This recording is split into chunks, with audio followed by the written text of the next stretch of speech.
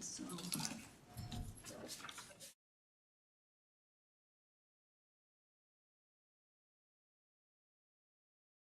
Down there. oh, That's his really? hangout place. Where's that? Okay. Does he actually work No. there? Oh, He just hangs out. Well, that's cool. He used to hang out in the sporting goods area all the time. No, maybe he's doing gym.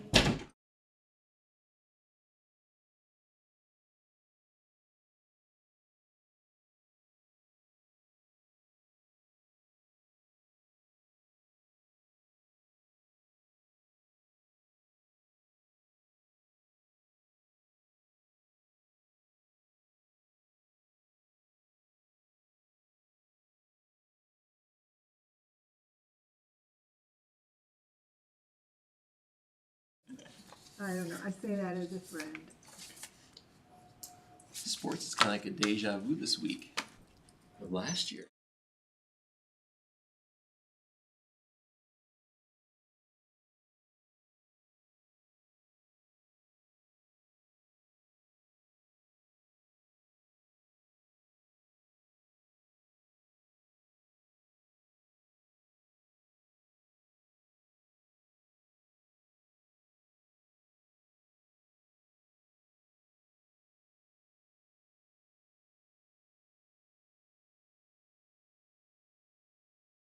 Right? Like, I don't want to feel guilty for one, so.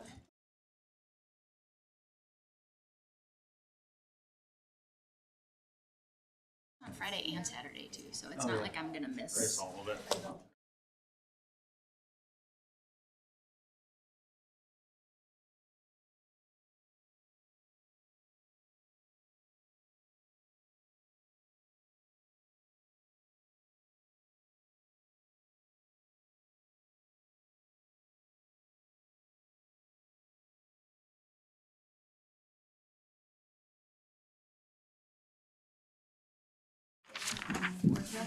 There's some sort of board member day in October celebration. My daughter's birthday's in October, so I can get in on that.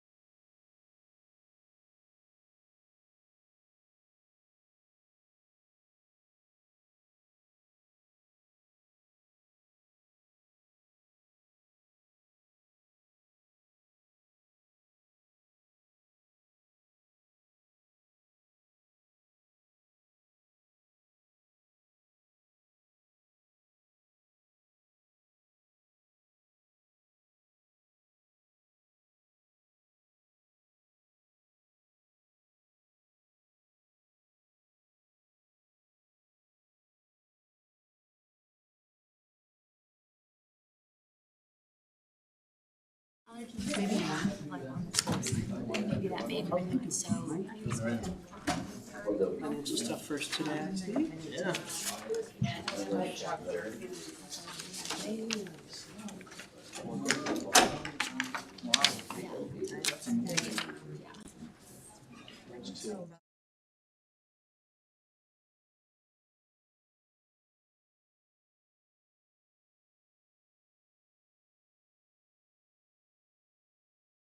No, it's a little under.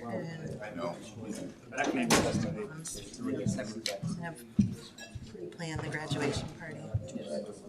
Gosh. After that, dinner and get ready for. Yeah, around 7, 8. And I looked at I have, That's good. it's like, make it just right. Just hate cats. I'm gonna do They're happening in my room. seems like a lot. Played with. If I look at hers, Houses. Boy, Thank you. Yeah, it's dogs that can some have dogs are. short of.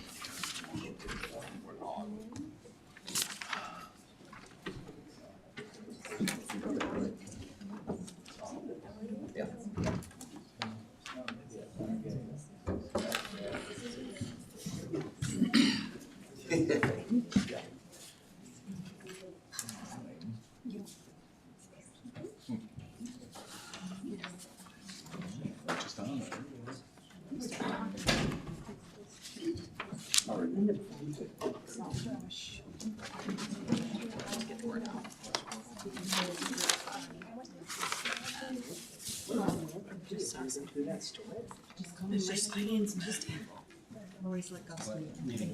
Yeah. Except Jeff, I don't want mine. All you have to do is tell her. Is that what it is? No, I know, I usually have my water bottle.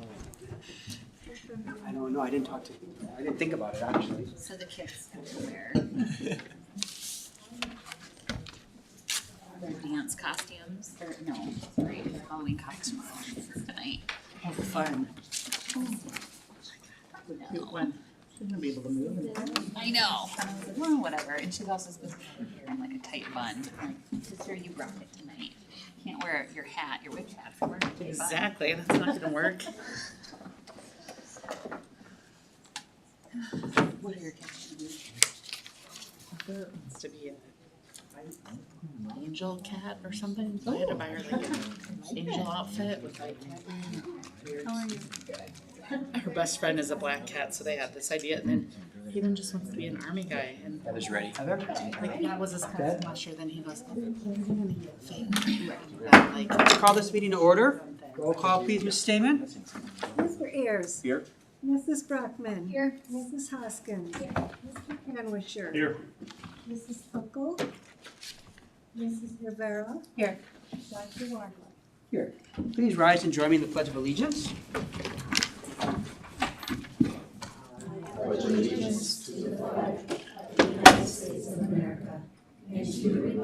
For which it stands, one nation, under God, indivisible, with liberty and justice for all. Are there any questions regarding this evening's agenda? If not, I will take a motion. Move the board approve the agenda as presented. Motion by Mr. Canwisher, second by Mr. Ayers to approve the agenda as presented. All in favor say aye. Aye. All opposed? Vision statement. It is the vision of the Pleasant Valley Community School District to provide the finest academic and extracurricular programs in the state. Not in some things, but in all things. Not for some students, but for all students. Welcome to our guests. If you would like to address the board regarding a non-agenda item, now would be your opportunity to do so. What I ask is that you come up to the front podium here, state your name and your capacity within the district, and you will be given 3 minutes to address the board. Since it is a non-agenda item, we will not be able to comment on it, but we certainly do hear you. If you are going to mention any topics that involve individuals, please keep it confidential just for the sake of everyone's well-being. Anybody would like to come up and address the board regarding a non-agenda item?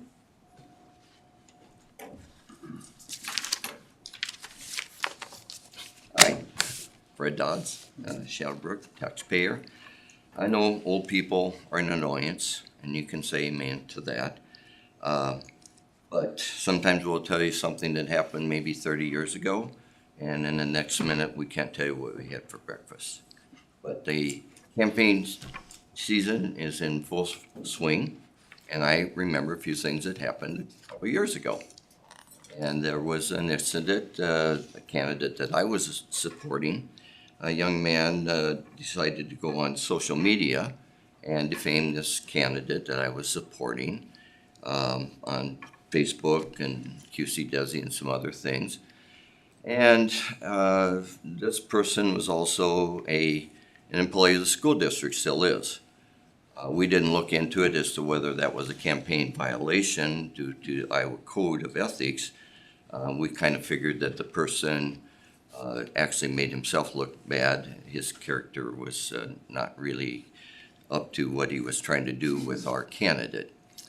I just bring this up because he not only defamed the candidate that I was supporting, he defamed me. As a supporter, we were referred to as right-wing extremists, religious fanatic. I was called a racist. I've been in this community all my life, owned 2 businesses for over 30 years. I never had those kinds of things laid on me by even people that don't like wall guys. So as this season kicks off, I hope that we will do it with a little higher standard than what we've done in the past. That we can all be adults in the room, that we can show the next generation that we can handle this fair and square, and we can talk about the things that support the issues concerning them. And thank you for your time. Thank you. Is there anybody else who would like to address the board on a non-agenda item? If not, we will go to our board members. Ms. Brockman. I would like to congratulate the vocalists that and the instrumentalists that qualified for All-State this past weekend. A lot of hours of practice and rehearsal go into that. I remember when my daughter was part of that, so brought back a lot of memories, and very proud of all those students. Thank you. Ms. Rivera. I'd like to give a shout out to the Riverdale Heights PTA for their trunk or treat this past Friday. It was a perfect Friday night for getting the kids in their costumes excited for this time of year. And I think in several years that I remember going, this is probably the most well attended. It seemed like there were kids everywhere. I mean, the weather was great, right? But everybody seemed to be in good spirits, and it was just a nice time to get to see people you don't get to see on the day-to-day. So they did a nice job. Great, thank you. Skunko.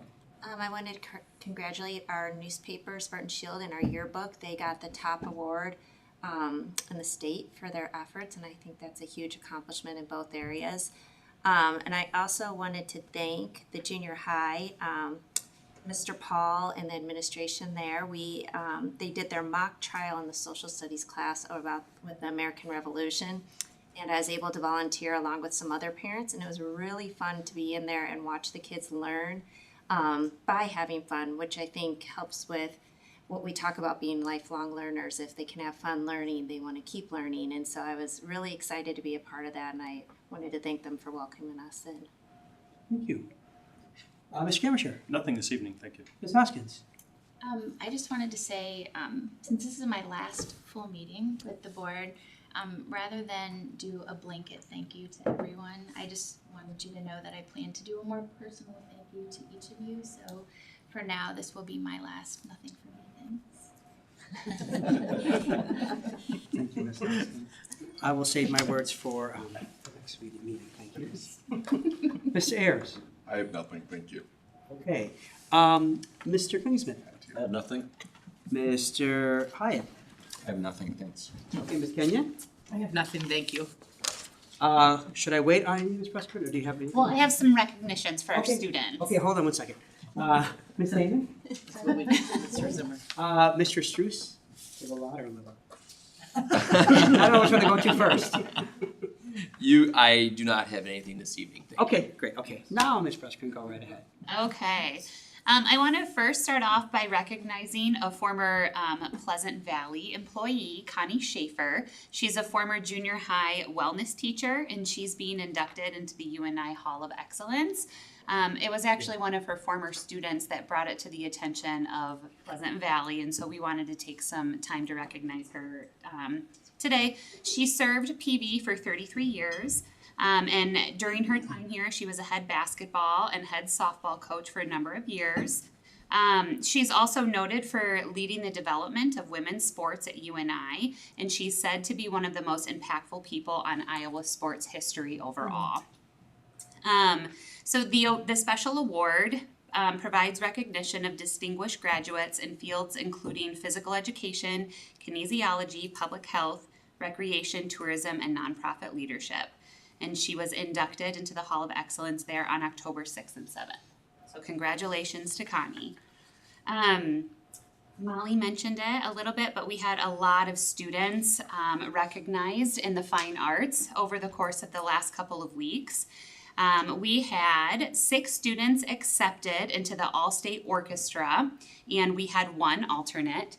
I'm not going to read the names because I have so many recognitions today, but Mrs. Larson has recognized these students on social media, and Mrs. Damon will include their names as part of the minutes as well.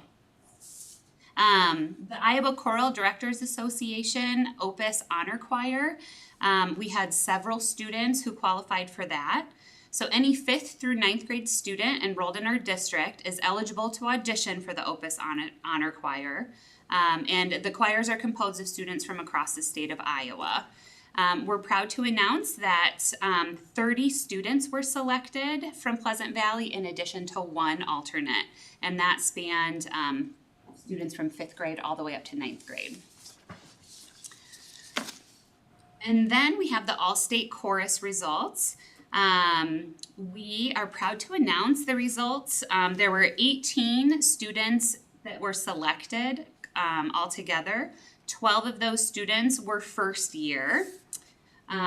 There were 4 second-year students selected and then 2 third-year students. So quite an accomplishment for all of those who auditioned. And then a very special recognition this morning, our very own Meg Byrne, who is the Director of Vocal Music at Pleasant Valley High School, was named as a semifinalist for the 2024 Grammy Music Educator Award. So this award is presented by the Grammy Museum and the Recording Academy and acknowledges current U.S. music teachers from kindergarten through college in both public and private institutions. And they really strive to recognize educators who have made a profound impact in the field and really emphasize the importance of music education. So there were 2,000 nominations spanning all 50 states, and only 25 music educators were chosen as semifinalists. So she will find out in December. 10 finalists will be announced at that time. And then the winner of the award will be recognized during Grammy Week in 2024. So very exciting for her. Yes, absolutely. And you mentioned that was from kindergarten all the way through college music educator, so that's a huge honor. Public and private, absolutely. You mentioned the Journalism and Yearbook Awards. That was on my list today as well. So we had several students attend the Iowa High School Press Association Conference at the University of Iowa last week.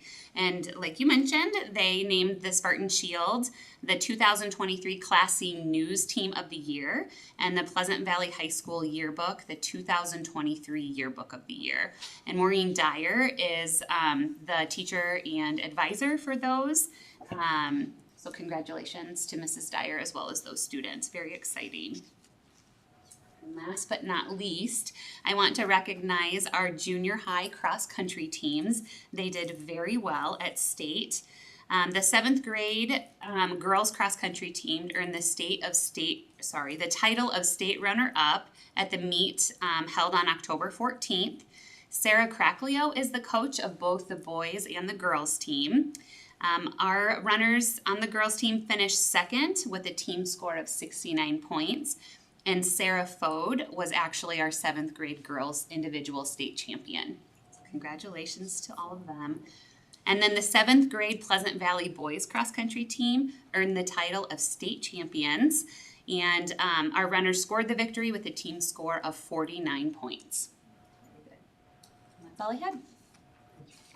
Mr. Struess, do you want to make a... I'll just follow up with the one that Bernie first started with, and that's with Connie Schaefer. I had the opportunity over my many years at the junior high to spend many lunch periods with her as we supervised lunches together, but she was an outstanding physical education and health teacher for us at the junior high, and she literally was a trailblazer in the world of women's athletics in the state of Iowa. And it was just fun to listen to all the things that she did where she was a first over the years. So she was one of the first track and field individuals in the state. So I was very proud of her and her accomplishments. It's a great award, very deserving of her.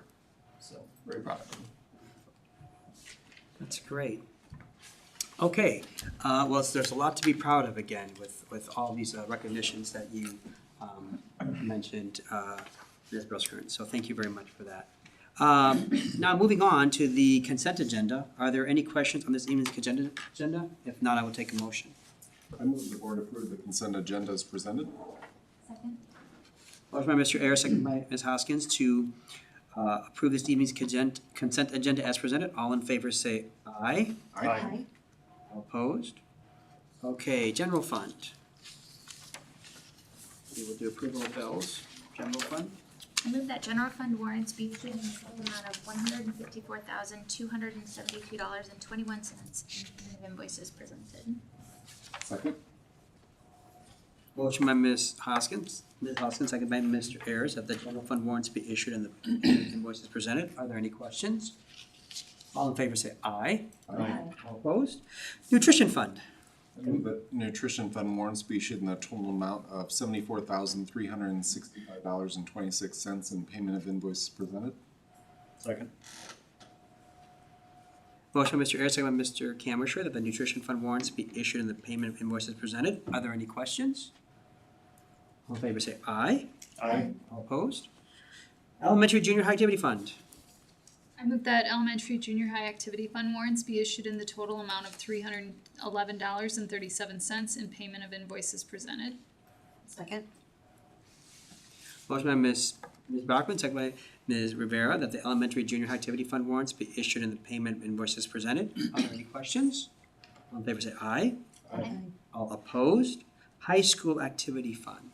I move that the high school activity fund warrants be issued in the total amount of $24,989.07 and payment of invoices presented. Second. Motion by Mr. Ayers, second by Ms. Kunkel, that the high school activity fund warrants be issued and the payment of invoices presented. Are there any questions? All in favor say aye. Aye. All opposed? The PEPAL, or Physical Plant and Equipment Levy Fund.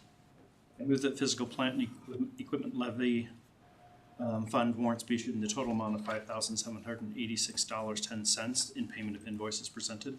Second. Motion by Mr. Campbell, second by Ms. Rivera, that the PEPAL fund warrants be issued and the payment of invoices presented. Are there any questions? All in favor say aye. Aye. All opposed? Internal Service Fund. I move that internal service fund warrants 6558 to 6559 be issued in the total amount of $9,584.62 in payment of invoices presented. Second.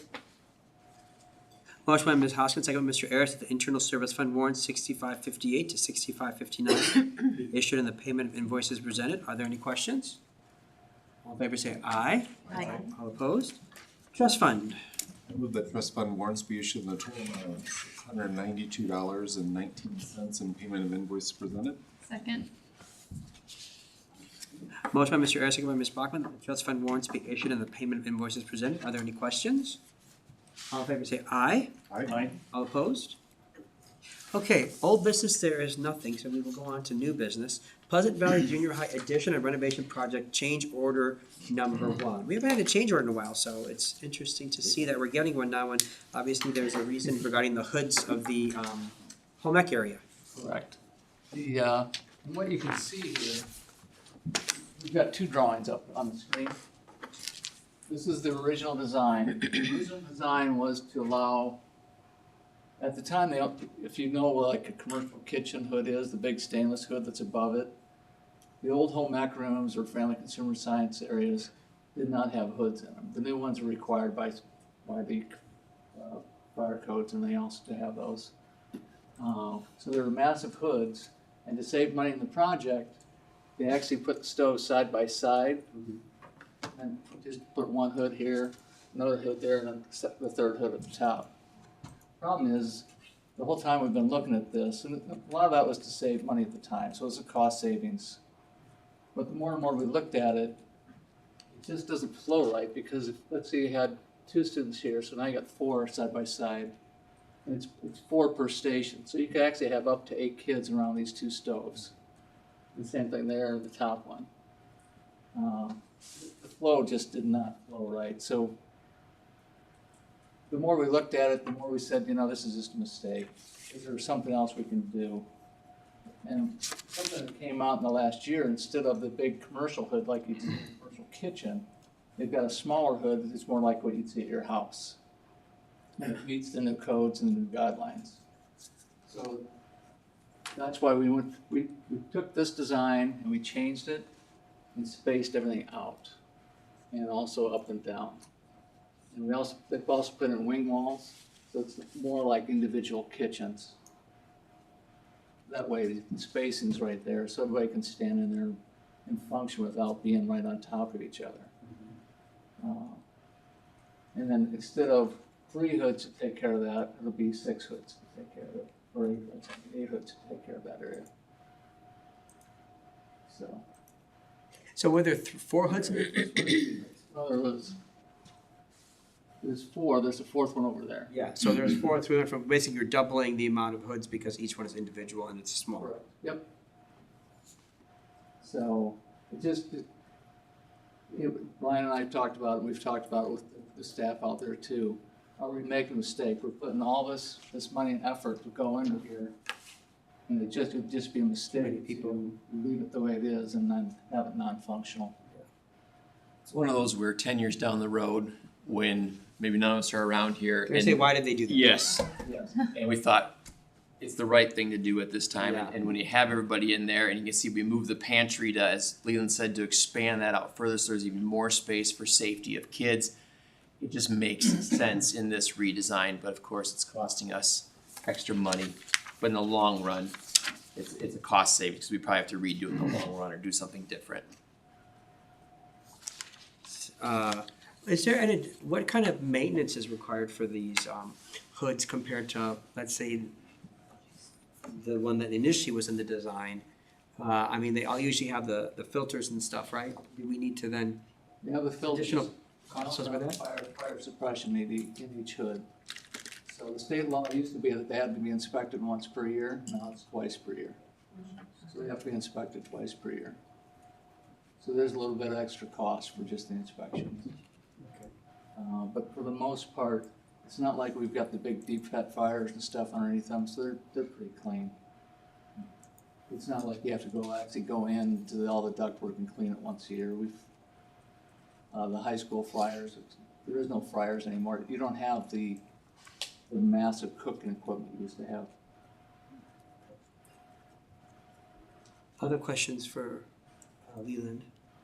And the teachers that are working in this classroom, they were consulted on the design and overflow of the classroom. Oh, yeah, I'm multiple assuming. times. Ironically, one of the main reasons why we had this change is because the teacher who looked at it said, when they're coming in, this is just gonna be tough for kids in that close proximity. So yes, they were consulted. Yeah, it's just easy for us to make a decision, but those definitely obviously have been consulted for the ones that are going to be working within the space, so I Yep, and appreciate that was that. part of the issue too, though, because there was one teacher who was there during the design of the project, and she actually resigned. So then it was a new instructor that came in and said, this just doesn't work. And it was a good viewpoint on her part. 100%. Great. Yeah. Thank you. Was that individual or the teachers there, as Sarah's mentioned, were they okay that with the wing walls as well, where they were able to separate that out? Because when they're doing instruction, it's still gonna be easy to instruct them all as a class? I believe, so, yes. Yeah, it's like these wing walls they're not that big. It's Okay. just, it's just a little divider, just to keep them in their halves. The pantry size change? You know what? We didn't even look at that too much. to be What was that honest. question? Does the pantry size change, and is that an issue or not? You know what the difference is? Because you have the washer and dryer inside the pantry here. And Right. here it's outside where you can watch them.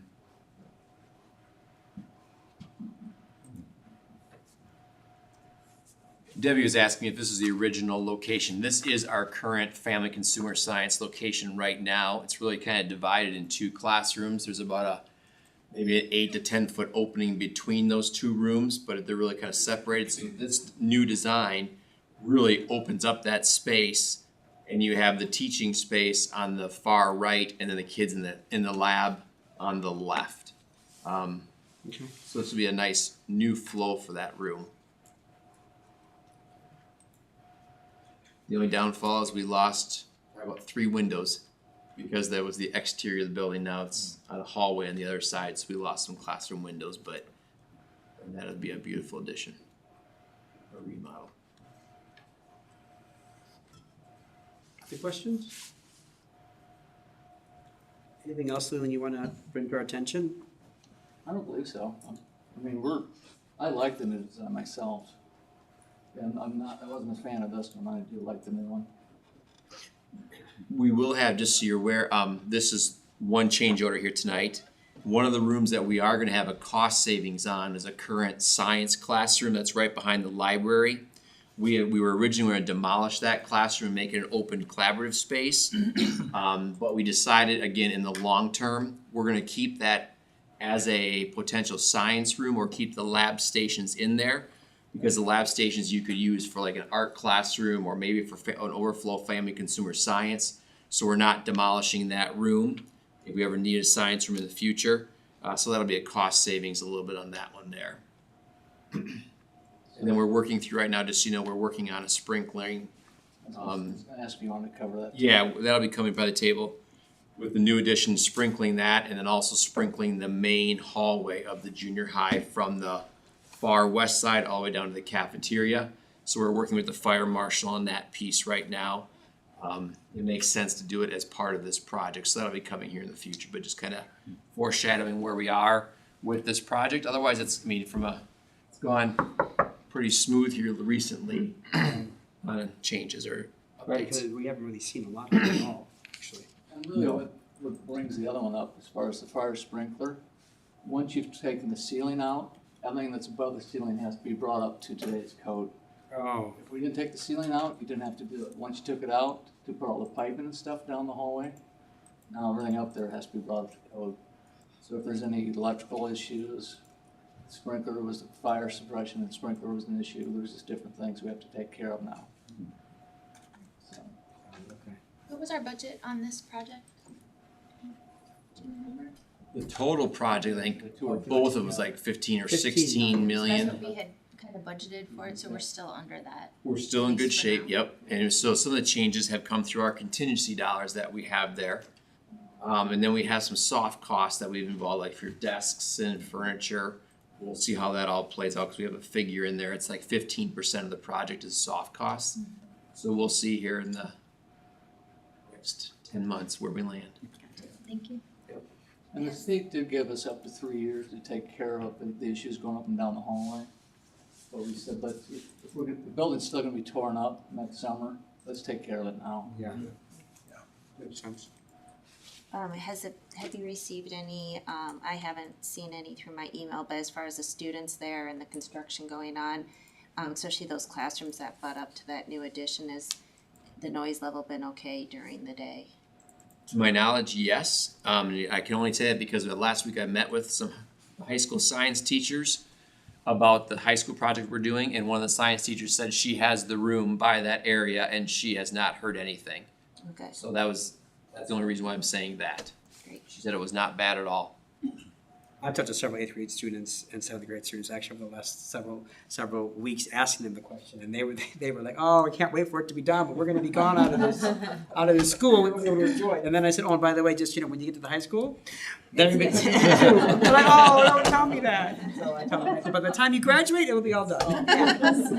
So they were not happy that construction is going to be following them through their for the next couple of years. So the sad moment or happy moment, you can look at it however you want to look at it, but the whole aluminum facade on the front of the school is now removed. Insulation is up, and they should be installing the new panels here real soon. So the 1970s tin is off the building. That's a sad moment. Good. Brian has it all stored in his garage. I'll take a piece. So, yeah, hard to believe. That will change the front of that building alone. So neat to see. Drive it out there, check it out. So if there are no more questions for Leland here, then I will take a motion. Move the board approve change order number 1 to the PJH addition renovation project for upgrades to the family and consumer science space as presented. Second. Motion by Ms. Kunkel, second by Mr. Ayers, that the board approve change order number 1 to the PVJH addition and renovation project for upgrades to the family and consumer science space as presented. Roll call vote, please, Ms. Damon? Mr. Ayers? Yes. Mrs. Brockman? Yes. Mrs. Hoskins? Yes. Mr. Canwisher? Yes. Mrs. Kunkel? Yes. Mrs. Rivera? Yes. And Dr. Weigel? Yes.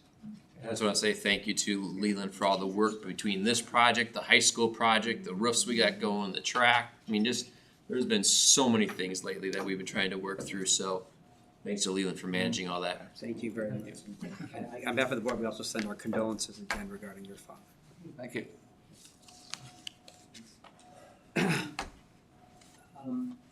Secondary learning labs is our next topic, and Ms. Bruskern, are you gonna handle that? Yes, I am.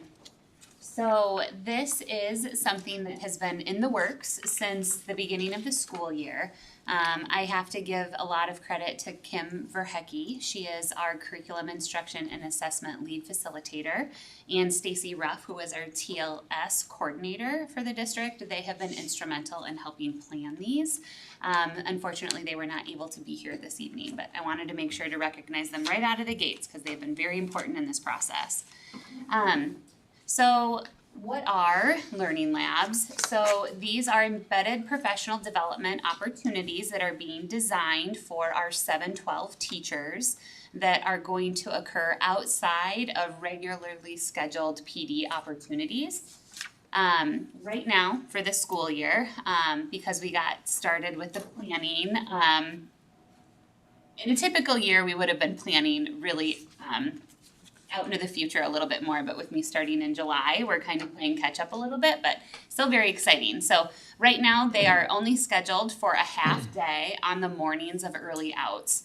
So teachers will come to Belmont and they'll engage in some professional learning with their PLCs in the morning, and then they will head back out to their buildings for the professional development or for the department meetings that are already scheduled on early out Wednesdays. You might be familiar with our K-6 curriculum writing days. These are structured in a similar way. It's just a little bit more compacted. So in the 2022-23 school year, our target audience are our ELA, math, science, and social studies teachers. And in 2023 and 24, we really want to expand this opportunity to all 7-12 teachers. Again, with a little bit more time to plan and a little bit more room in the schedule, we feel confident about being able to expand that to all teachers.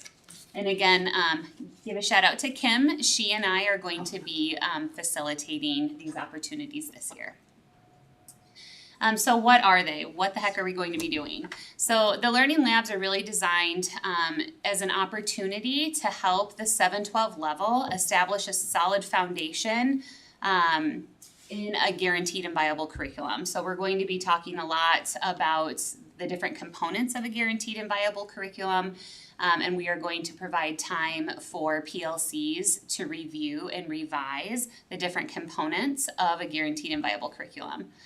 And obviously the hope is for PLC teams to engage in this work and that it will have a direct impact on their classroom practice and student learning.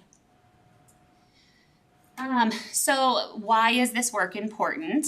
Regardless of the teacher, students who are enrolled in a course area should experience consistent learning regardless of the teacher that they have. They should also be held to a common level of proficiency. And currently, there just hasn't been a lot of time or space for those types of conversations to happen throughout the 7-12 level. It's happening in pockets, but we really want to make sure that we're moving forward with that common foundation and that shared language. In addition, as you know, our audience for curriculum documents is really widening. So this is an opportunity for our district just to make sure that we're being very consistent and that there is alignment among common course areas. So on the agenda for our learning labs, we will have teams for about 3.5 to 4 hours, depending on what building they're from. The junior high gets a little bit more leeway for travel time. It's going to be broken up, those 4 hours, with some team building through the lens of a PLC. During this time frame, they're going to be getting to know each other's work styles, and going to be kind of taking an inventory that will reveal some of their strengths and some of their opportunities for growth. They're going to be reviewing and refining different components of their guaranteed and viable curriculum.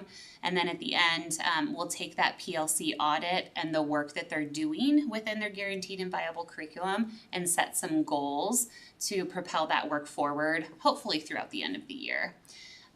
Included in those 4 hours, we want to provide a lot of time for practical application so that they can learn a little bit and then apply it right away. We want it to be a day where they walk away thinking, man, that was great, we got a lot done, and we have a path forward the rest of the year. So these are yet to happen. Our first one is happening on November 1st. So what is the plan for before, during, and after learning labs?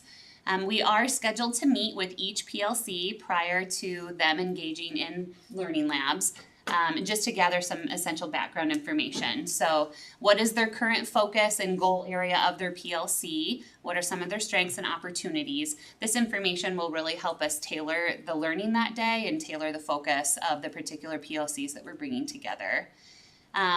Building administrators and instructional coaches are planning on supporting those days. So we're asking that each coach and each administrator attend at least one day so that they hear the message and they too are getting some of that common language and that common understanding.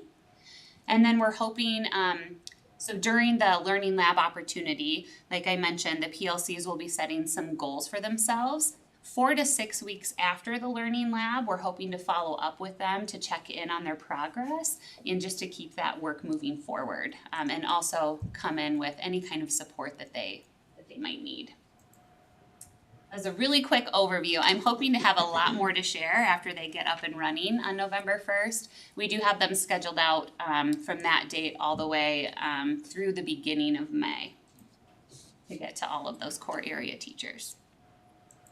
Any questions?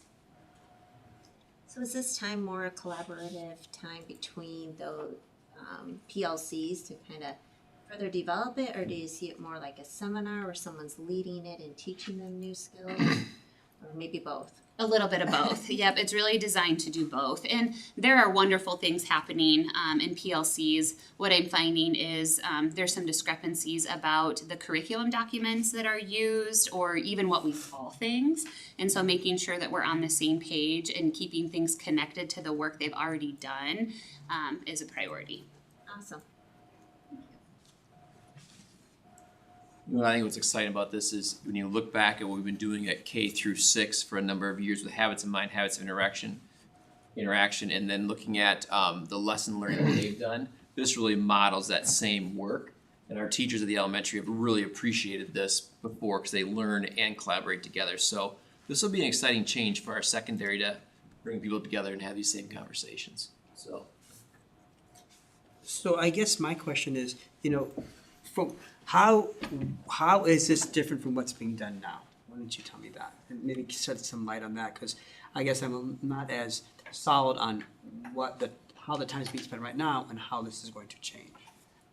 So are you asking specifically about the professional development that's already on the calendar? Yeah. So those were plans that were developed at the building level last year for this current year, and they're engaging in really great work. So at the junior high, they're really focused on SEL and engaging practices within the classroom. A couple years ago, they designed their PD plan based on their conditions for learning data, which were showing a lot of opportunities for growth.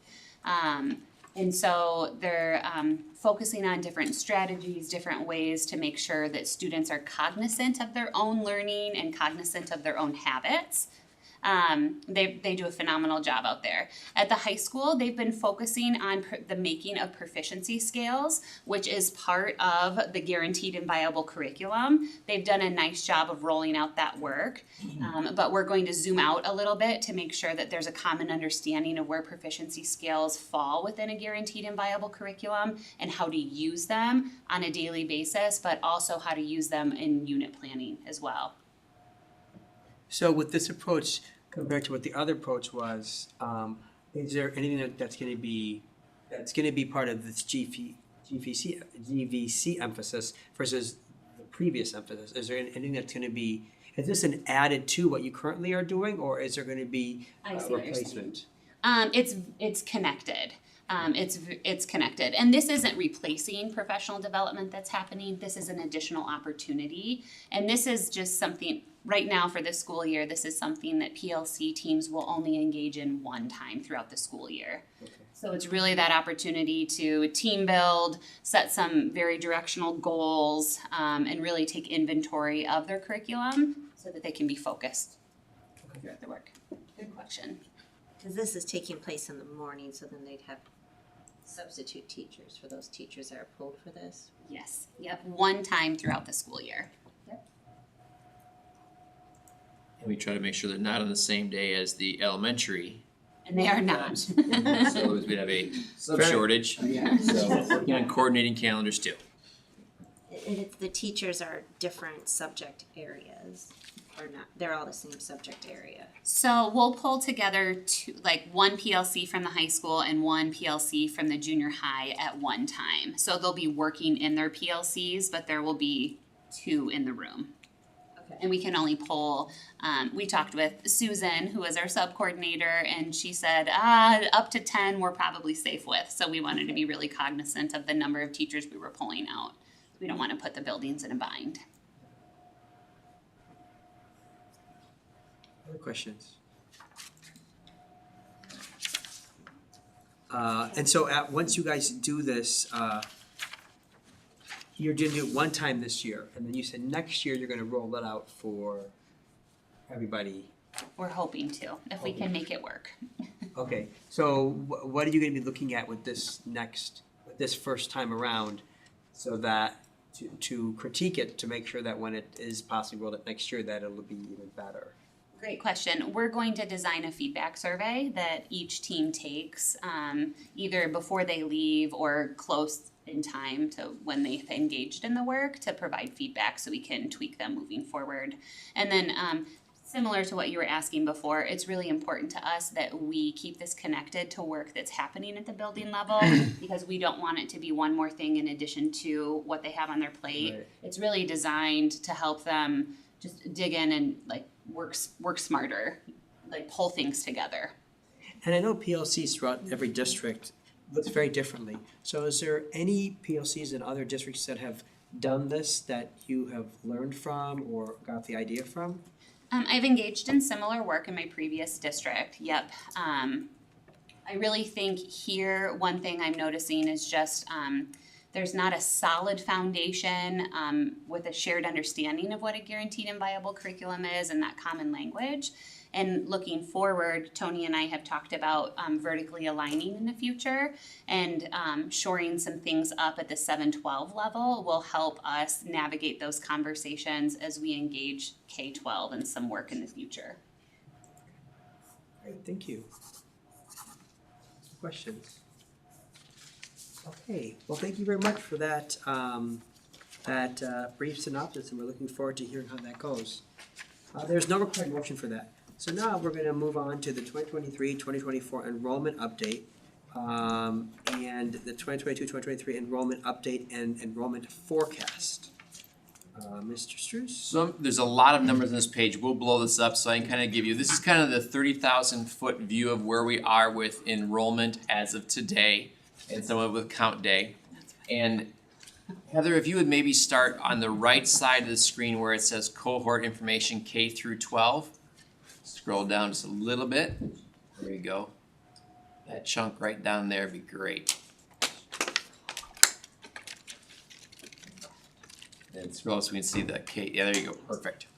Okay, so remember, enrollment has many different factors and many different numbers. So what I'm gonna start with here right now is, when you look at it on the screen, we have 5,580 students on 10/1/23. And that's kind of what, when I just ask Andrea how many kids are sitting in our seats, that's the number she gives me. You can see what it was in 10/1/22 at 5,539, so we're up 41 students. Some things that we watch, when you see in the next column over the difference from previous year, that's the cohort kids. So if you take kindergarten to first grade, first to second, you can see our kindergartners went up by 16. Our last year's first grade class is up 13. When it's all said and done, when you take out your graduating class and you bring in your new kindergarten class, our cohorts are up 67 students from last year. So you have two classes. Our fourth grade to fifth grade went down by 6, and our 10th graders last year and juniors this year were down 3, and I guess seniors are down 5 also from the previous year. But overall cohort, we're up 67 kids. Okay? Why do I share that with you? So you can kind of see where we are this year compared to last year. Now, if you could go all the way, scroll to the top again, and then over to the left would be great. There you go, right there. The next big number that you really want to look at is what's called certified numbers. And the certified number is really what Mike is very important about, because that is the number that drives our budget every single year. And you can see in the little key code that you have there, you can see how certified numbers, that's our resident students, whether they're in our district or out of our district, that's where certified enrollment comes from. When you look at our certified enrollment from the previous year, we're actually down, I'll just say 18 students, okay, from last year. The next column where you see students and seats, again, that has many different things, but that does not include that includes our PK numbers. So in that first one I showed you, it was 5,586. That did not include our preschool kids. But this number kind of has, in general, kids in seats were basically 5826. But our funding comes off of the certified number. Total enrollment, that's just kind of everybody, and you can see what that total number is. I mean, that includes, when you look at PK, that includes our homeschool part-time kids, just a little bit. That's everybody that we have. But so that's that piece. Now you might be saying, okay, well, Brian, you're telling me we're down 18 kids. I am, in terms of certified numbers that we're seeing. So we look at other trends. What also makes up our enrollment? What does this look like? So if you look at open enrollment down below, because that does have an impact. Remember, open enrollment, if someone open enrolls out of our district, our money, not the entire $7,500, but a good chunk of that then goes to that district. Someone open enrolls into our district, that money comes into our district. So for the last 2 years, you can see where we are with open enrollment. We are up 74 total kids from on a positive side. So we had 374 coming in, we have 300 going out. So when you look at that number, that does involve money coming back into our district because we're on the positive side. For many years, we were on the negative, we were losing money going out to other districts. So that's important. Can I interrupt you for a second? Are you surprised by that turn of that trend? I am, yes, but I think it has to do, if you ask Debbie, who deals with it every single day, there's a bunch of things with it. Number one is there's no March 1st deadline anymore, so kids can open enroll anytime throughout the year. And then when they opened up before that, there were a lot more restrictions where you could say potentially no to it. Mm-hmm. This is just opened up that you can't deny unless it is for space, whether that's special education service can't be offered or classroom space. Otherwise, it's pretty open. Gotcha. Thank you. Now, so what has happened, the other thing I would say is, remember for years, it was very difficult to open and enroll out of Davenport because of their policies that they had in place. When that was changed, you started seeing a change there. So if you scroll over to our Davenport numbers, you will see this year into PV we have 116, out to Davenport we have 19, so we're at a positive 97. So you have seen the last 3 years a larger growth on open enrollment into our district from Davenport since they lightened those restrictions there. I would also say, I'm glad it's not higher. what's that? Like, I'm glad it's not higher. You know what Yeah. I mean? Like, that sounds weird to say it that way, but for Davenport's sake, I'm glad it's not higher. Correct. I would agree with you. It is not good for the Quad Cities when you have kids rotating all the way through where a school district losing enrollment. Right. On the Bettendorf side, you can see there that into PV this year, we're at 238. Out to Bettendorf, we're at 262. That's a minus 24. So we have 24 students more going out. But if you look at the last 10 years, you can see the drastic change there, which hence causes some of the different numbers you're seeing. So it's not a big drop there as well. Again, multiple reasons as to why that can be, but that's a trend line that we always continue to watch as well. You know, because of legislation change, I mean, you look at the trends and the trend, when you look at the trend so far, the trends are more now people coming into PV rather than people exiting PV. That's a trend. And given the enrollment numbers that you saw up here and the number that we are down 18 students with, I remember when we were on the board with Spellock, he always has said, for years, he always said, remember, you never want to close, you always want to make sure that you are cognizant of open enrollment, because when you have your own district having less kids, open enrollment is a way to try and still offer education to people from other parts of the district. And so he was very cognizant of making sure that we still did open enroll kids into the district. Correct. So now knowing that, let me go back to the cohort, Heather. And let me share a couple things with you, some interesting points we don't know that we'll have to continue to watch. If you look at our current kindergarten class, there's 364 students. Now you might say, wow, that's a huge drop. It is from 417, that's a big drop. But when you go back to about 2018, 2019, that was our more typical kindergarten class. What we don't know is, are people holding their 5-year-olds back an extra year? Are we gonna see a bigger influx next year? You know, because this would have been around the pandemic time frame. So maybe they're holding your child back. We don't know that for sure. So we really have to watch what happens next year. Is this a more normal number? Or what's happening there? So we'll see. But that is definitely lower on that side. So if you were to say, okay, we're at minus 18, if we would have been in that 417, you know, we'd be up another almost 50 students. But, so we'll wait and see on that. The other thing that we track is homeschool, which is on the left side of the data there. And you can see our homeschooling numbers. Again, when the pandemic arrived, you can see we did, basically doubled our homeschool numbers. And they've stayed pretty consistent the last 4 years, as you can see there. Again, more students homeschooled at the elementary level tend to come back juniors, junior high and senior high years or high school years. So those numbers we watch as well. We also track online enrollment. You can see the two there, Cam and Clayton Ridge, for the last 2 years.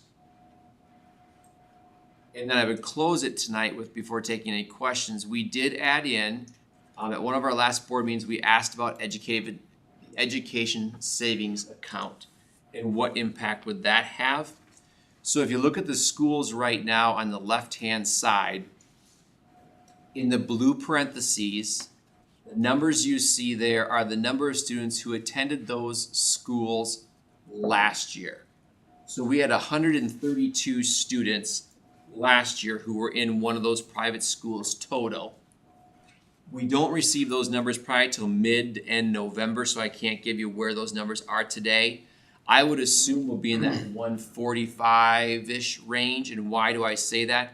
Because we for sure have 16 kindergartners here that are new, that remember, they all received the Educational Savings Act the first year. So there's 16 kindergartners for sure that could be tacked on to maybe 130. I don't know how many seniors graduated from private school last year.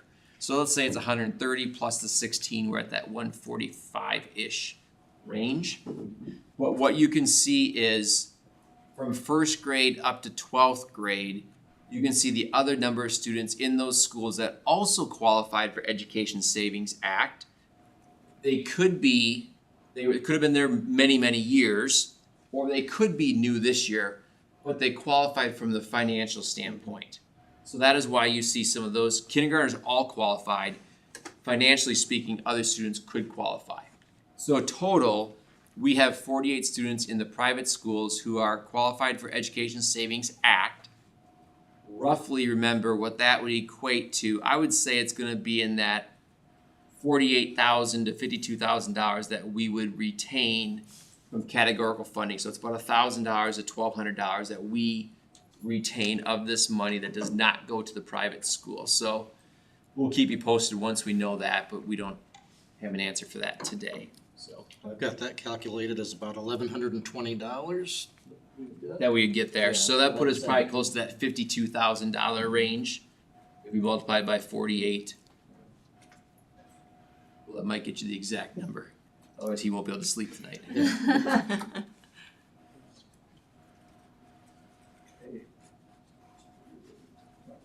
Just under $54,000. There you go.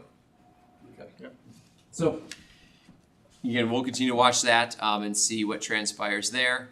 So I'll take any questions you have, but really the big thing for us is, just the number of kids in our seats, certified enrollment, and then kind of watching how our cohorts grow every year and what our kindergarten class does compared to our seniors going out. And typically, remember past years when we have a 364, we'd see growth over the years. So by the time they're about third grade, that would probably be about a 400 student number too. So we'll keep watching that 364 as it goes through. Questions? So the certified number went down some, and the students and seats went up some, to the tune of about 44 in difference compared to last year. Yes. Which basically just means money we don't get and students we have to educate on the same funds we had. Am I reading that right? So what'll happen is with the students and seats, that is up because of that also includes our open enrollment in. Mm-hmm. So that would be the number that would grow our certified number up. Because the certified numbers from the previous year, right? No, certified numbers from this year right now, what we just October 1st. So this is where we're living as of today. And that's down, yes, you're correct. So that's down 18 from last year. Right. But when you go the one over, where you've got about students and seats, about a 23, so somewhere in that area, we'd be up. So students and seats is what we're actually educating, right? Yes. Correct. And certified enrollment's what we're getting paid to do that.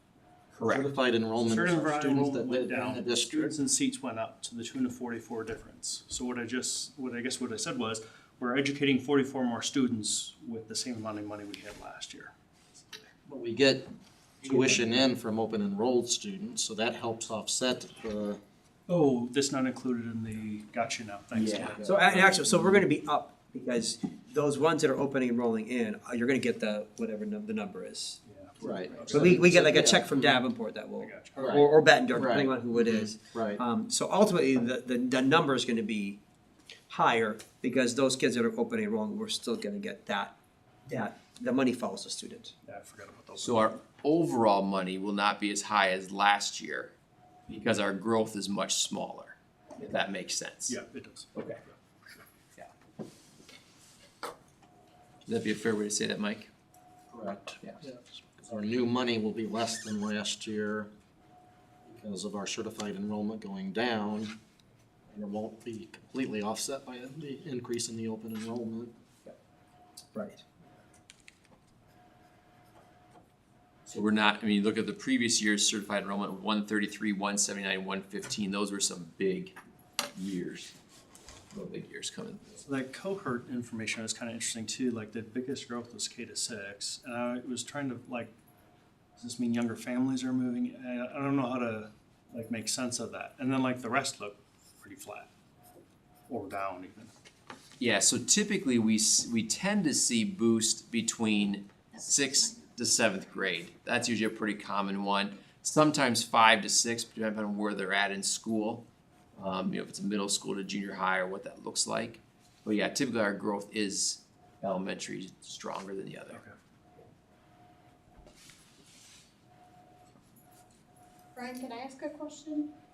Some of the Lord's kindergarten kids, do those kids sometimes start at Lord's in kindergarten and then come over and do kindergarten again here?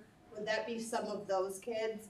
Like, I don't know, some of the kids that I have a child in my neighborhood that applied to get into T2K and there wasn't room, so they sent him to Lord's kindergarten, and then they're going to send for like 5-year-old preschool, and then they're going to send him to kindergarten here next year. Do we know how many of the kids are doing that by chance?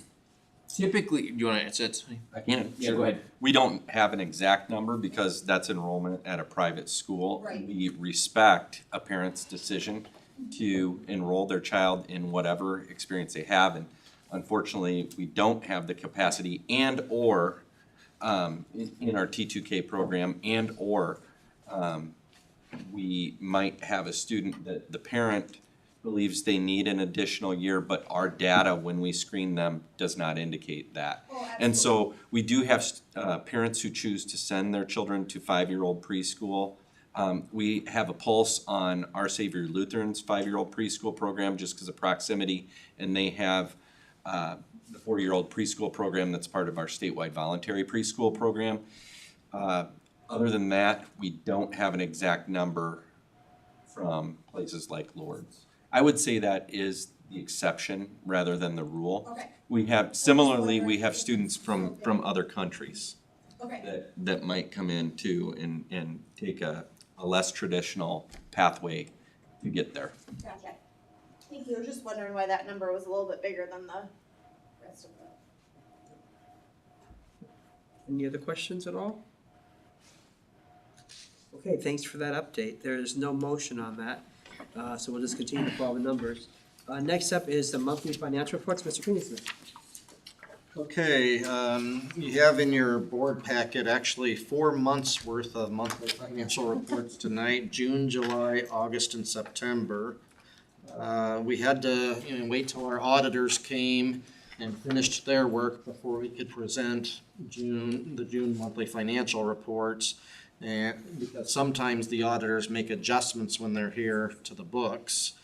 And then so since we had to wait for June, we couldn't really present July, August, or September also until the auditors had completed their work. So that's why we have 4 months worth here tonight. I'm gonna spend a little bit more time than I normally do on the monthly financial reports for the June 2023 ones, since that was the end of our 2022-23 fiscal year. I have on the board table tonight, and I apologize I wasn't able to get this to you prior to the meeting tonight, but I have my summary of the June 2023 monthly financial reports. So I'm going to go through that, and if you have any questions as I go through this, just let me know. I'll start off with the general fund. And the main things I'm looking at here on these highlights, especially for the general fund, are the things that are considered the most important indicators of a school district's financial health in the general fund. So those are the main things that I'm looking at in these bullet points here. So in the first bullet point, the district's fund balance in the general fund increased during the 2022-23 fiscal year. It increased by $202,000 or 1.7%. A year ago, at June 30th of 2022, the fund balance in the general fund was $11,942,860, and at June 30th of 2023, it was $12,144,860. So note these numbers, of course, are rounded to the nearest dollar. So that works out to an exactly rounded to the nearest dollar, $202,000 increase. So a 1.7% increase in our fund balance in the general fund. Another very important thing that we look at for Iowa school finance is what the district's unspent carryover is from year to year. The total unspent carryover here at Pleasant Valley increased by $1,355,017, or 9.1% increase in our unspent carryover between June 30th of 22 and June 30th of 23. And you can see the numbers there. At June 30th of 22, our total unspent carryover was $16,250,873, and actually at June 30th of 22, it was $14,895,856, and at June 30th of 2023, our unspent carryover increased to $16,250,873. So again, a 9.1% increase and a $1,355,017 increase in our unspent carryover. The cash balance in the general fund increased by $1,329,166, or 7.6% at June 30th of 2023. So all three of those financial health indicators in our general fund were up, from the 1.7% for the fund balance up to 9.1% for the unspent carryover. And again, unspent carryover is what a district's total spending authority is for the year minus their expenditures for the year, is what gives you your unspent carryover that you're allowed to carry over into the next fiscal year. Again, stop me if you have any questions on anything. The next really important. Is there a limit of how much unspent carryover the district can have? Not unspent carryover, there's not. Okay. There's not a legal limit. They recommend that it doesn't get above like 25% at most, but there's not a legal limit on unspent carry. There's not a legal maximum limit. There is a legal minimum limit, which is 0. If you get into a situation where you have a negative unspent carryover, you have to work with the Iowa Department of Education. It's called a workout plan to get your unspent carryover back into the positive, because technically it is illegal for a school district to overspend their spending authority, which of course was the situation at Davenport a few years ago, and there's been a few other districts throughout Iowa that have gotten into that situation in the past. So that, you definitely want to avoid that. Right. The next really important financial health indicator in the general fund is what's called the district solvency ratio. The calculation for solvency ratio is your unassigned fund balance in the general fund plus your assigned fund balance in the general fund divided by total general fund revenue for the year, excluding the dollars that we get for the AEA flow through. You exclude those because that's just a pass-through. The money comes to us, but then it just goes right through to the AEA. So that's why that is backed out of your general fund revenue. Assigned fund balance. We do have an assigned fund balance in our general fund.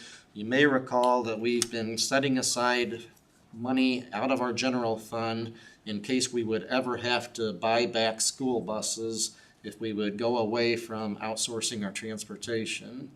That assigned fund balance in our general fund, I believe right now is around $3.2 million or so. So at some point in the future, or tonight or whatever, we can talk about that. But for now, we have continued to keep that assigned fund balance just in case we would ever need to buy back school buses in the district. So if you add again, those two numbers together, the assigned fund balance and the unassigned fund balance, and divide it by your revenue minus AEA flow through, our solvency ratio for the 2022-2023 fiscal year decreased by 0.16%. It went down from 17.24% at June 30th of 2022 to 17.08% at June 30th of 2023. So a very small 0.16% decrease in the solvency ratio.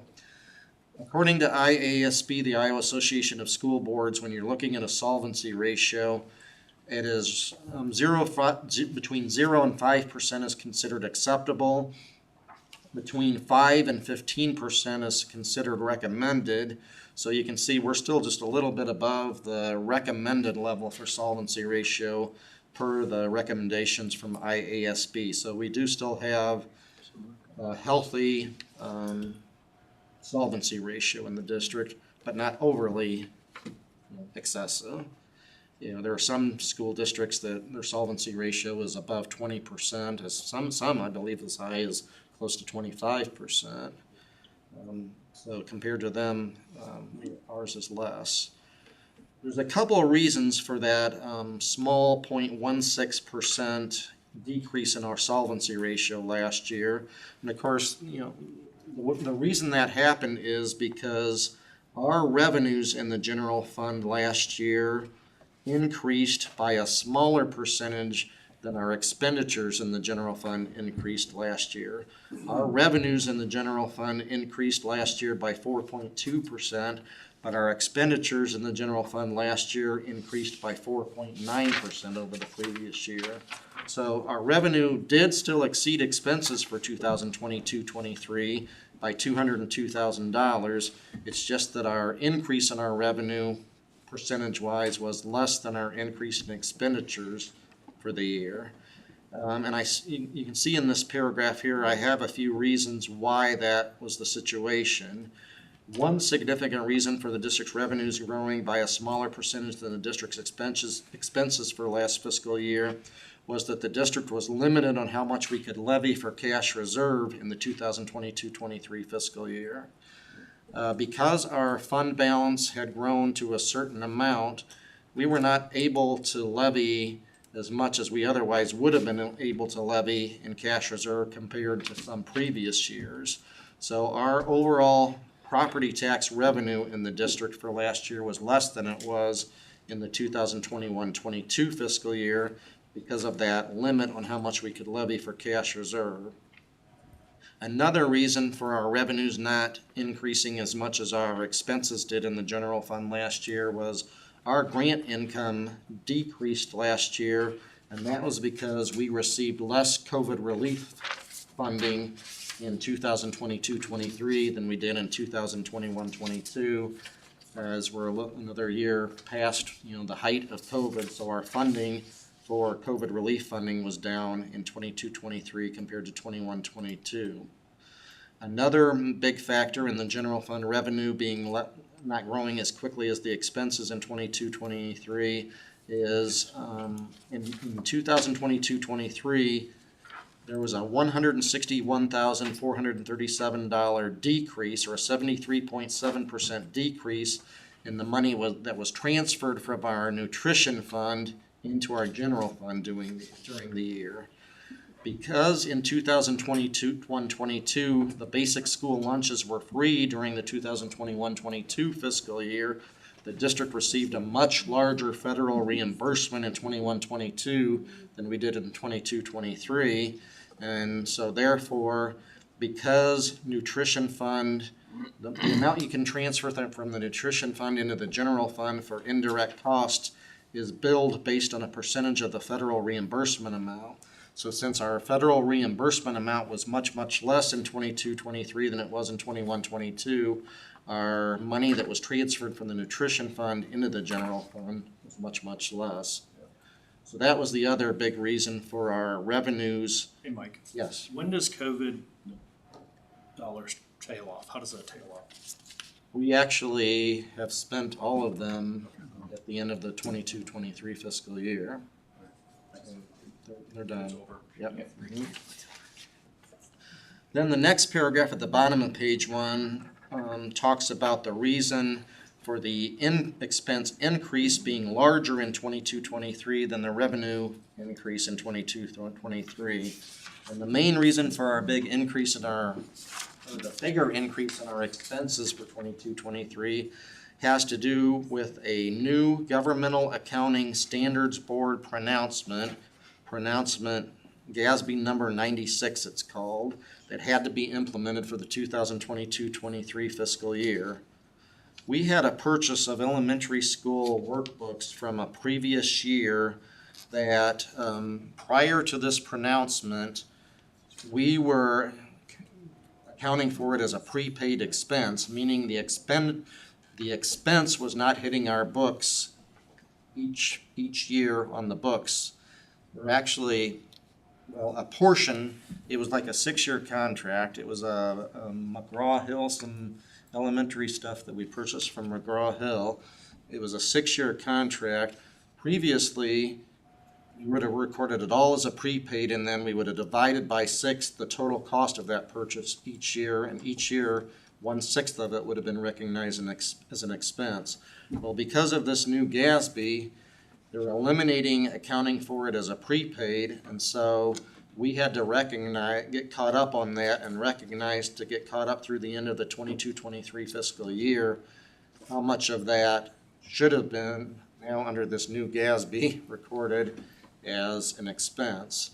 So that made that caused our expenses in 2022-23 to increase by $311,235 over what they would have been if this new GASB pronouncement had not been put into effect for the fiscal year.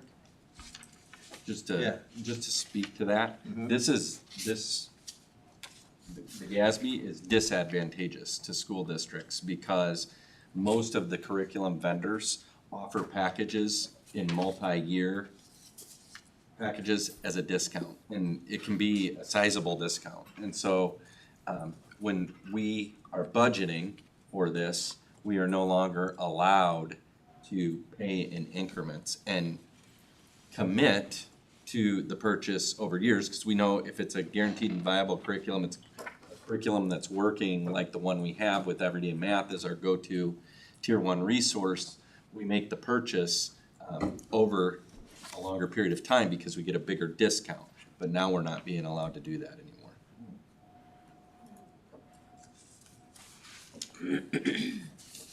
So that explains the part of the reason also for why the expense increase during the year was larger than the revenue increase during the year. So that is all of the information I have on the general fund. If there's not any more questions on that, if you go to the back of that page, I'll start going through the other funds. The management fund, the balance in our management fund, the fund balance in our management fund increased by $1,254,513 during the 2022-23 fiscal year. This was our intended outcome as we shifted those dollars that we were talking about earlier. Remember when I talked about earlier that we were limited on how much we could levy for in cash reserve dollars in the general fund? Well, what we did is we purposely shifted that portion of our overall school district property tax levy rate into the management fund in order to build up the balance, the fund balance in our management fund to be at a more significant level to help with anticipated future rising costs in the management fund. We got an email the other day from Tate Featherstone. He's our insurance agent with Arthur Gallagher Insurance Company Benefits, and it was talking about how much how much property and liability type insurances have been rising over the past few years and how much they're continued to be expected to increase over the next few years. That is one of the big expenses that we pay for out of the management fund is property and liability insurance, also workers' comp insurance. Another big expenditure that we pay for out of the management fund is our district's early retirement benefits that we pay out. We have some potentially, fairly big early retirements coming up over the next few years also.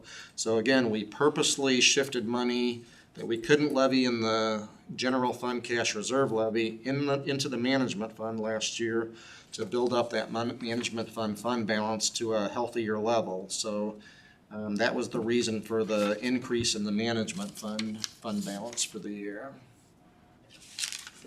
The next fund is the Physical Plant and Equipment Levy Fund, also known as the PEPL Fund. Our fund balance in our Physical Plant and Equipment Levy Fund decreased by $1,111,819 during the 2022-23 fiscal year, mainly due to an increase in the amount of scheduled projects that we had during the 22-23 fiscal year that were being paid for out of PEPL Fund.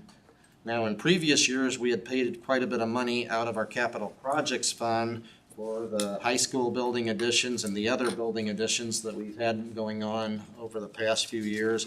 But we had a relatively smaller amount getting paid for out of PEPL. But during the 22-23 fiscal year, we had a larger amount being paid for out of Pepple than we had had in past years. So that was the reason for the decrease in the fund balance in Pepple during the 22-23 fiscal year.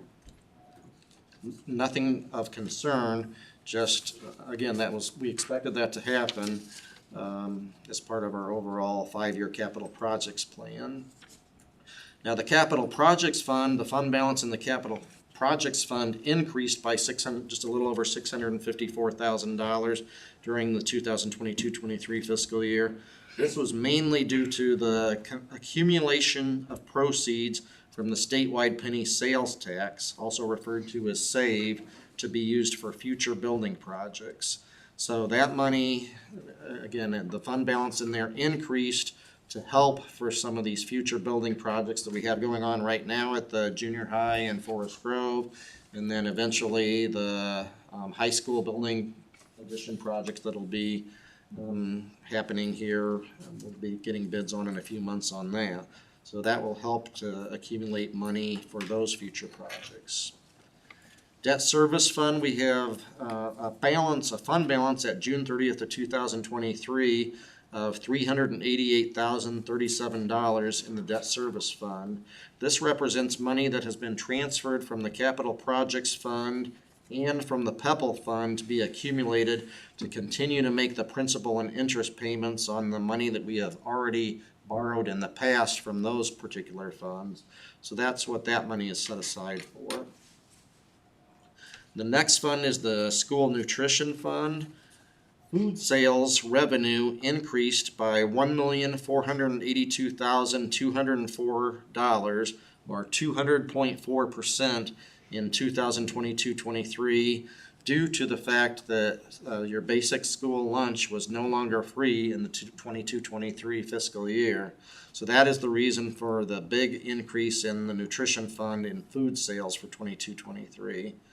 Federal reimbursements then decreased by $2,114,394, or 61.3% during the 22-23 fiscal year, because again, of the school lunches no longer being free.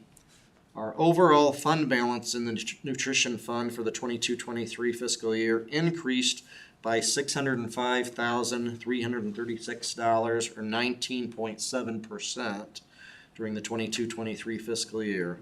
And that is something that we're going to want to keep an eye on, because I don't know if you remember, but about 3 or 4 years ago, we had an auditor come in from the state nutrition fund department, and they had some concerns about our nutrition fund balance being higher than it needed to be. And I know we've purchased some equipment to help try to bring that nutrition fund balance down in the past and things like that. So we'll want to watch that and see if they come in and audit that again. There's a possibility they may want us to get that nutrition fund balance back down again. So By doing what? Buying more stuff?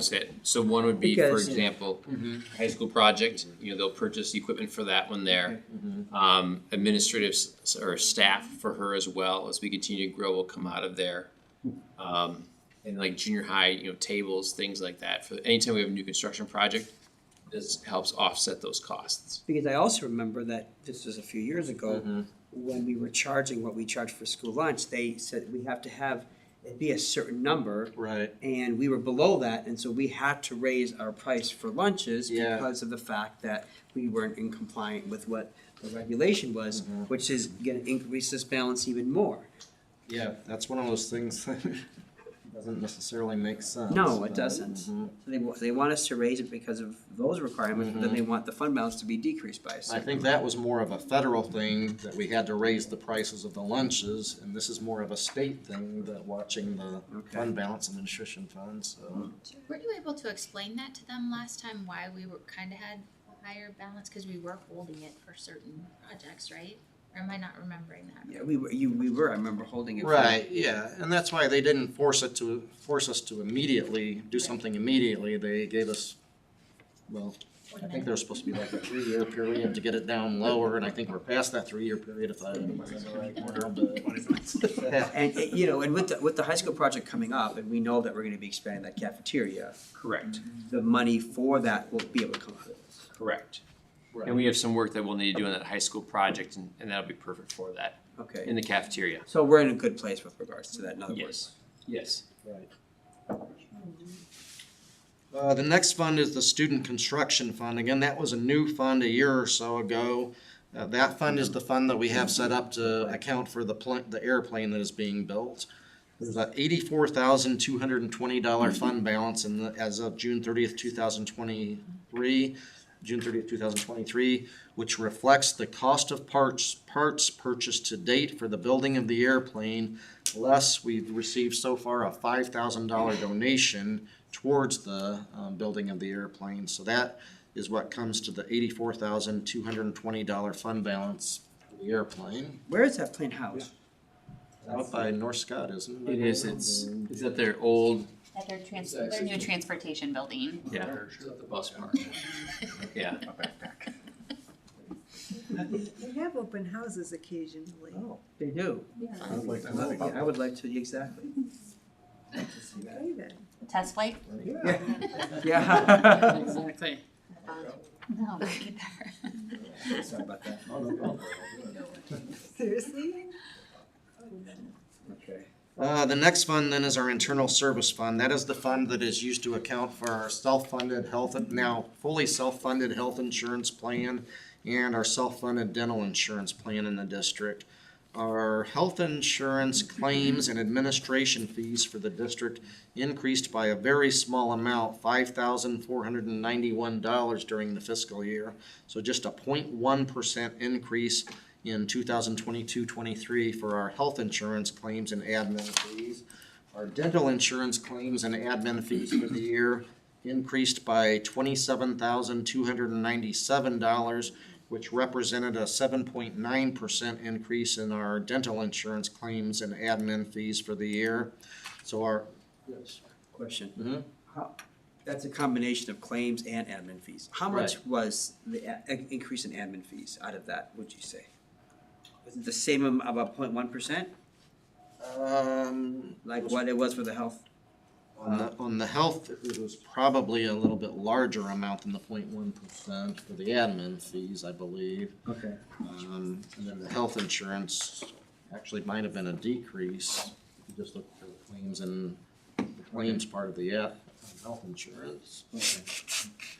So the overall fund balance in the internal service fund increased by $288,514, or 7.3% during the 2022-23 fiscal year.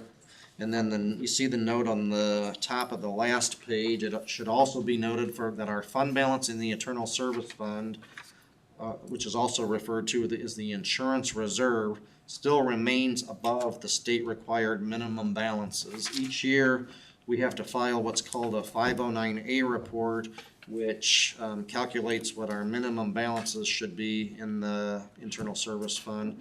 And we are still sufficiently above those required minimum balances in the internal service fund.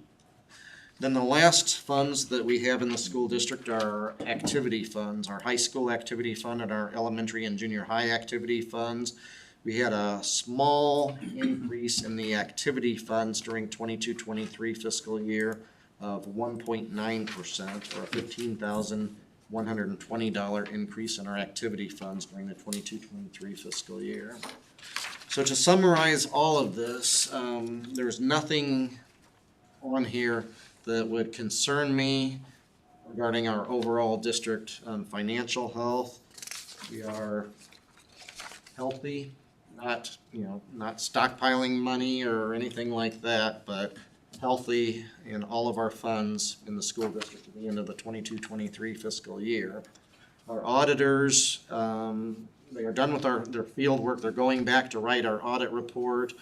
There's a part of it that I have to do, the statistical section and the management discussion and analysis.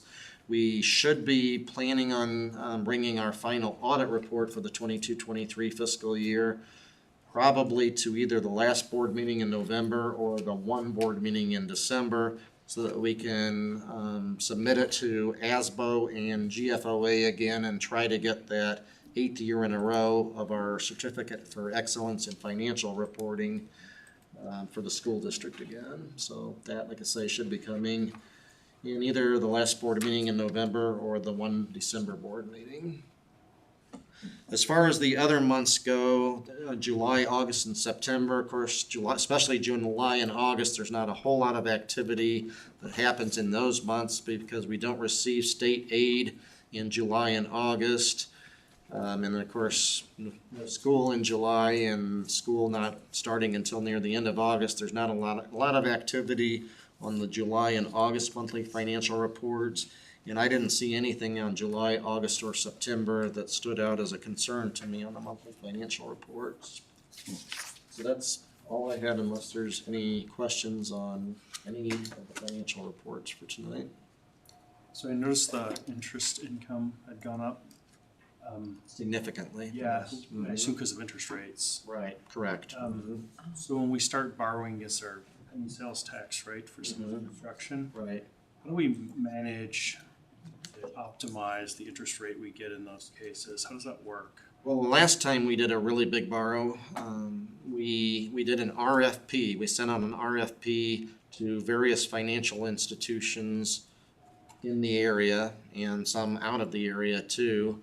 And it was for certificates of deposit to try to get the highest interest rate we could possibly get for a certificate of deposit, because obviously if you're borrowing all that money, you're not gonna spend it all at once. Right. It's gonna be over a several year period. So that's how we try to maximize our interest rates with an RFP to financial institutions. Okay, thanks.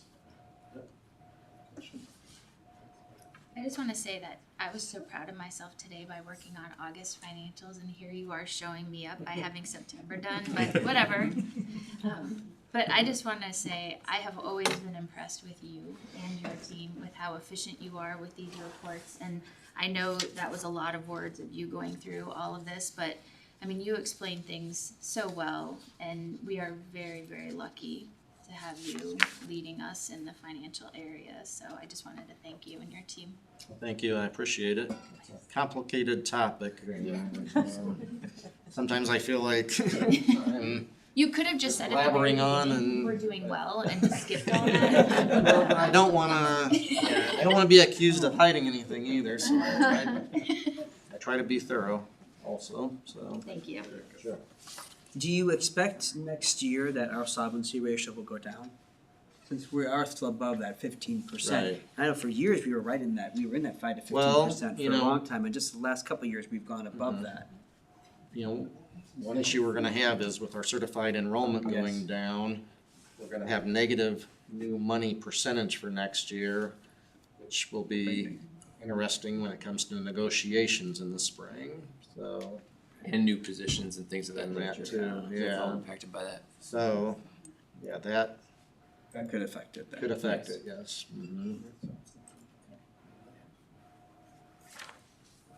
Any And, other I'm sorry, and inflation, of course, continues Right. to be a factor Sure. too, so. Other questions for Mike? If not, I will take a motion regarding the monthly financial report. I move the board accept the monthly financial reports for June, July, August, and September 2023 as presented. Second. Motion by Ms. Hoskins, second by Mr. Camercher, that the board accept the monthly financial reports for June, July, August, and September of 2023 as presented. Roll call vote, please. Ms. Damon?